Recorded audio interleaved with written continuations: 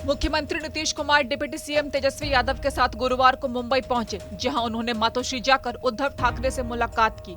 इस मुलाकात के बाद दोनों नेताओं ने देश के लोकतंत्र को लेकर बयान दिया। नीतीश कुमार ने कहा कि केंद्र सरकार इतिहास बदल रही है। इनका मामला था जिसके बारे में जानते ही है, इनके साथ जो अन्याय हुआ था, अब जिस तरह से जो फैसला आज आ गया तो बहुत अच्छा हुआ है। अब तो इन्होंने खुद ही बता ही दिया है। और किसी भी प्रकार से एक तो आश्चर्य की बात है कि पार्टी के नाम को कैसे कोई बदल सकता है। तो इन सब चीजों को लेकर के तो हम लोग सब दिन तो अपनी बात अपना इनके साथ हम लोग रही हैं, लेकिन अभी जो हम लोग आए हुए हैं उसका मकसद इन्होंने बता दिया। हम लोग चाहते हैं कि पूरे देश में अधिक से अधिक पार्टियां एकजुट हों और मिल करके हम लोग लड़ेंगे। तो आज जो केंद्र में है वो पूरे देश के लिए कोई काम नहीं कर रहे हैं और समझ लीजिए इतिहास बदल रहा है। नीतीश कुमार ने उद्धव ठाकरे से मुलाकात करने के बाद एनसीपी अध्यक्ष शरद पवार से मुलाकात की। इस दौरान डिप्टी सीएम तेजस्वी यादव भी उनके साथ मौजूद थे। इस मुलाकात के बाद पवार ने कहा कि देश के प्रजातंत्र को बचाने के लिए हमें मिलकर काम करने की आवश्यकता है और हम इसका समर्थन करते हैं। पूर्व केंद्रीय मंत्री और जेडीयू के पूर्व राष्ट्रीय अध्यक्ष आरसीपी सिंह जनता दल यूनाइटेड का साथ छोड़कर गुरुवार को भारतीय जनता पार्टी में शामिल हो गए। आरसीपी सिंह ने नई दिल्ली में बीजेपी दफ्तर में पार्टी ज्वाइन कर ली। इस मौके पर केंद्रीय मंत्री धर्मेंद्र प्रधान मौजूद रहे। उन्होंने कहा कि आरसीपी सिंह का हम औपचारिक तौर पर बीजेपी में स्वागत करते हैं। पटना में बागेश्वर बाबा की तस्वीर का जलाभिषेक किया गया। साथ ही इस दौरान 51 बाल ब्राह्मणों ने हनुमान चालीसा का पाठ भी किया।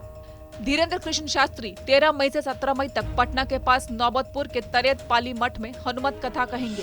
इसके लिए भव्य जर्मन पंडाल तैयार किया जा रहा है। बाबा के आने के एक दिन पहले विशाल कलश यात्रा निकलेगी, जिसके लिए 20,000 से भी ज्यादा कलश तैयार किए जा रहे हैं। आरजेडी नेता मृत्युंजय तिवारी ने बीजेपी पर बोला हमला। कहा सभी गैर बीजेपी पार्टियां लोकतंत्र को बचाने के लिए एक हो रही हैं। 2024 में केंद्र से बीजेपी की विदाई तय है। विपक्षी एकजुटता के सामने बीजेपी 100 सीट भी नहीं जीत पाएगी। बिहार में जो सरकार बनी, इसका संदेश का कि चारों ओर से तमाम विपक्षी पार्टियां ये लोकतंत्र और देश को बचाने के लिए, संविधान को बचाने के लिए एकजुट हो रही हैं। इसलिए भारतीय जनता पार्टी की 2024 में केंद्र से विदाई तय है। बीजेपी नेता नीरज कुमार सिंह बबलू ने नीतीश कुमार पर तंज कसते हुए कहा कि नीतीश जी को प्रधानमंत्री बनने का सपना आता है। वो कटोरा लेकर भिखारी की तरह पूरे देश में घूम रहे हैं। एक भी मुख्यमंत्री नीतीश कुमार के सपोर्ट में नहीं है। देखिए, जब पार्लियामेंट का चुनाव आता है तब नीतीश जी को प्रधानमंत्री बनने का कीड़ा काटने लगता है और चुनाव खत्म होते फिर से आनंद के मोड में आ जाते हैं कि हम कैसे मुख्यमंत्री बने रहेंगे और भाजपा के साथ तुरंत आ जाते हैं। तो ये पहली बार मुख्यमंत्री बने भारतीय जनता पार्टी के आशीर्वाद से, और आखिरी भी जब चुनाव हुआ तो भारतीय जनता पार्टी को 2 गुना सीट आया उनसे, उसके बावजूद भी इनको मुख्यमंत्री के पद से नवाजा गया। और ये हर एक एहसान को भूल करके प्रधानमंत्री बनने के चक्कर में ये पूरा भी देश घूम रहे हैं। मुझे लगता है कि कहीं कोई नेता, पूरे देश में कोई मुख्यमंत्री इनके सपोर्ट में अभी तक खड़ा नहीं हुआ है। तो ये कटोरा लेकर के जैसे लोग भीख मांगता है, वैसे पूरे देश में घूम रहे हैं। कोई हमको विपक्षी नेता मान लो, कहीं कोई मानने वाला नहीं है।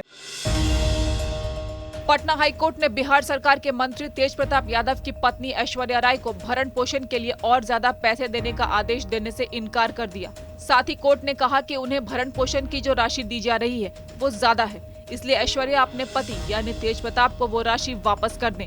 इसके अलावा पटना हाईकोर्ट ने निचली अदालत को 3 महीने में सुनवाई पूरी करने का निर्देश दिया।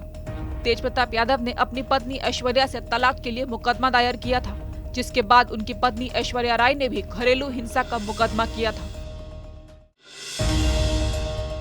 सुहेली मेहता ने जेडीयू छोड़कर बीजेपी का दामन थाम लिया। सुहेली मेहता को बीजेपी प्रदेश अध्यक्ष सम्राट चौधरी ने पार्टी की सदस्यता दिलाई। इस दौरान पूर्व उप मुख्यमंत्री रेणु देवी और पूर्व मंत्री मंगल पांडे मौजूद रहे। नाइजीरिया की एक कंपनी में काम करने गए करीब 150 लोग वहां बुरी तरह से फंस गए। पीड़ित लोगों ने वीडियो जारी करके प्रधानमंत्री नरेंद्र मोदी से वतन वापसी की गुहार लगाई। 150 लोगों में से 11 लोग बिहार के गोपालगंज के रहने वाले बताए जा रहे हैं।